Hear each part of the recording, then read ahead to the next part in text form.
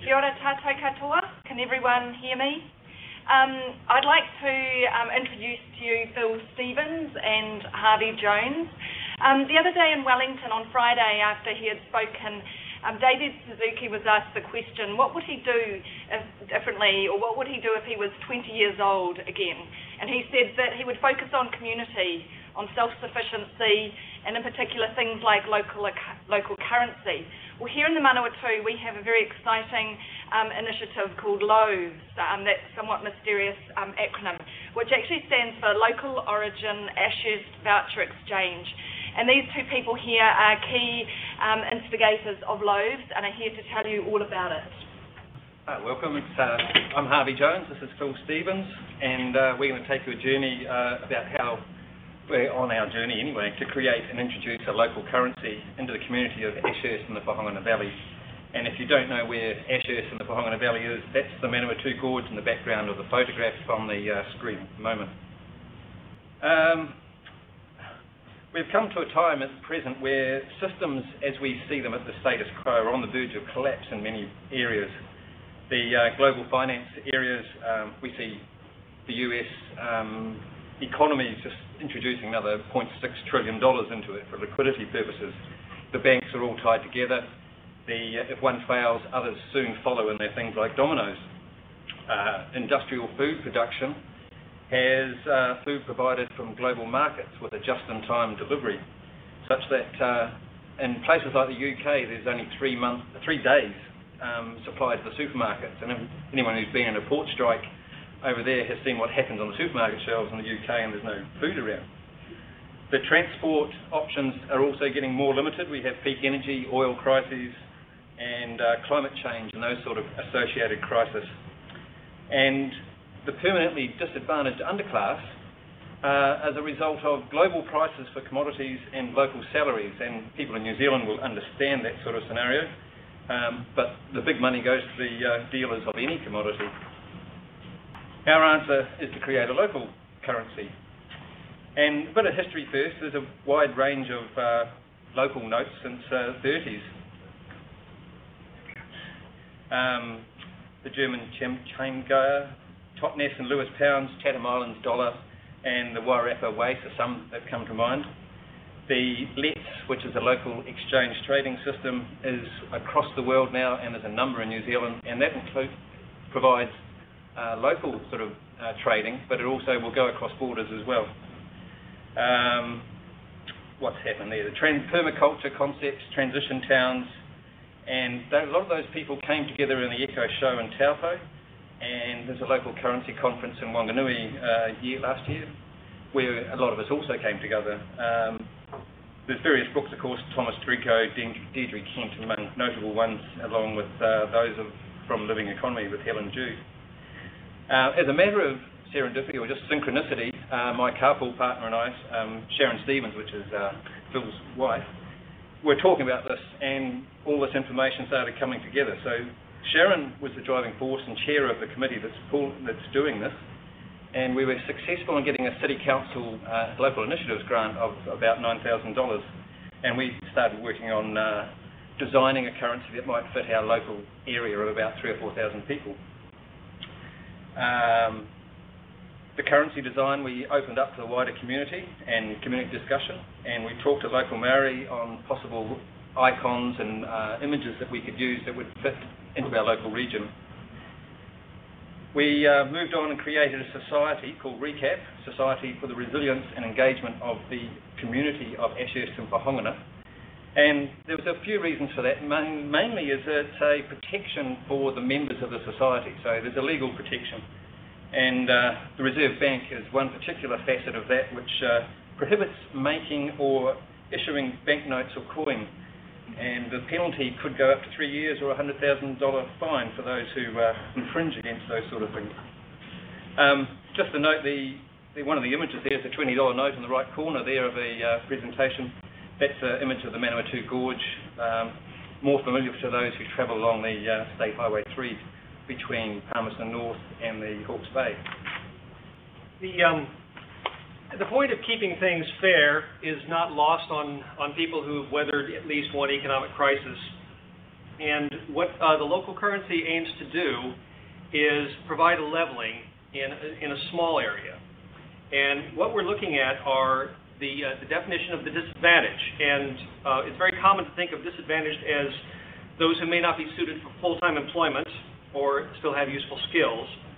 But we also look at the growing numbers of unemployed due to this recession that we can't seem to get out of, offshoring of our manufacturing and outsourcing of our skilled labor. These are all disadvantaged partners in our economy. In the environmental good things that a local currency does, the most obvious is the reduction of transport miles and the reduction of carbon footprint in the goods that we need and want. So this is effectively relocalization, opposite of globalization. It does not exclude trade with a wider region or even overseas, but a local currency by its very nature is designed to transit among members in a small region and continue in a circle. We often use, in local currencies, we talk about the leaky bucket analogy. If you think of a bucket as your economy, as your local economy, if you use the national money, that your bucket has holes, or sometimes not even a bottom, that the money you spend at shops in town can just as easily flood offshore as it would remain in your community. A local currency plugs the holes in the bucket to a great extent, keeps the circulation within the greater or the smaller area. And then in the community building aspect, a project called Ithaca Hours that was formed in New York in the United States, I think in the 1990s, has actually had a fair amount of qualitative and quantitative research done on it that has demonstrated a lot of these points, that social capital actually increases as people start trading amongst one another with an alternative currency. When we talk about developing and sharing new skills, we should also remember that it's important to keep the old skills that our elders may have so that we don't have to relearn them in future years when perhaps fossil fuels and some of the mechanized accessories become a little bit harder to come by. So bringing this together, one of the foundations of a strong local economy is a diverse ecosystem of currencies. So we have multiple tools to trade. We have the national or fiat currency, which we'll still need to trade across wider areas or even overseas. But we would hope that it would be bolstered by something a little bit stronger than the present fractional reserve banking system. The complementary currencies that are setting up include things like LOAVES. There's one in the Golden Bay called HANDS. There's the Wairarapa Ways, the various green dollar schemes around the country, and time banks, notably the Project Littleton Time Bank, which was instrumental after the big earthquake in Canterbury for coordinating civil defense efforts and helping people who had been disrupted by the earthquake, and really showed the effectiveness of what this sort of partnership can do in the absence of some of the other civil defense strategies sort of fell down, but the Project Littleton really came through in that. Just the last couple of points there, the barter and the community-committed friendship and networks locally. People from farming districts or the past generations will understand that, and it's here is a handshake deal, but there'll be give and take, and somebody will have something you borrow, and a month later you lend that to something else, so it all gets evened out in the end.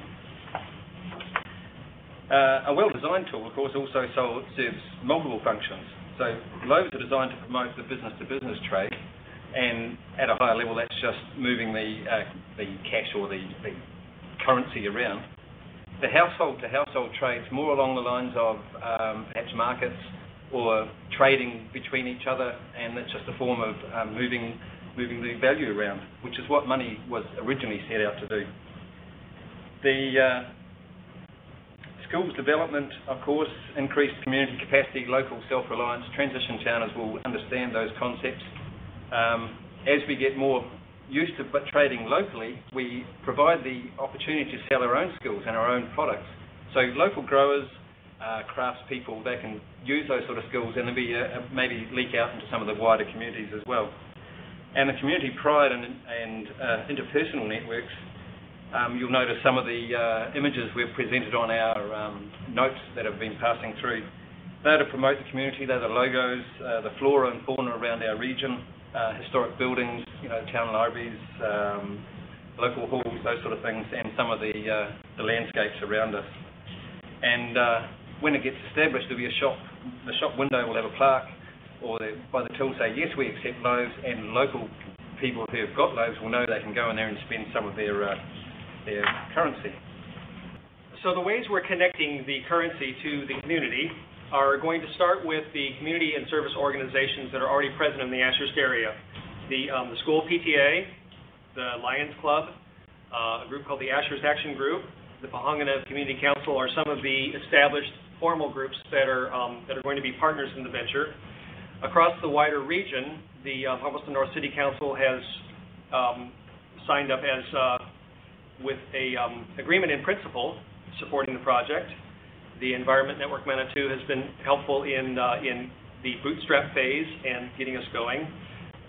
We will be working with groups like Master Gardeners Super Grands and Green Hub and some of the other Manawatu groups that are focused on sort of the same goals that a community currency can help provide.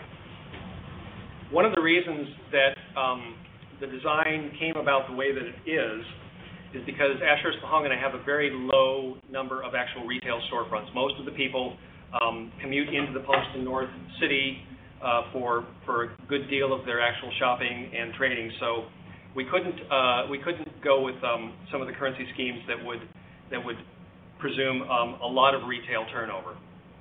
So what we're doing is looking at trading circles where, for example, in the primary sector, there are quite a few farmers up the valley, and within the Ashhurst Pahangana region, we have a lot of rural support type industries, an effluent management business, fence maker, veterinary, engineering firm, and what these may be connected then to the farmer and the primary producers, who in turn would be connected to the produce vendor, a village market, cafe, and other places where they can in turn spend the currency. And then as it circles around, it comes back into the same pockets that it left in the first place. And by creating this loop, closing this loop, we then can see as the currency goes around, each time it facilitates a new set of trades.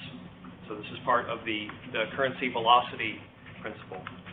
And that means that part of the design is the currency is designed for trade and not for accumulation of wealth. It does you no good to save LOAVES, or hold on to them, or stash them under your mattress. They only have value if you spend them and move them around.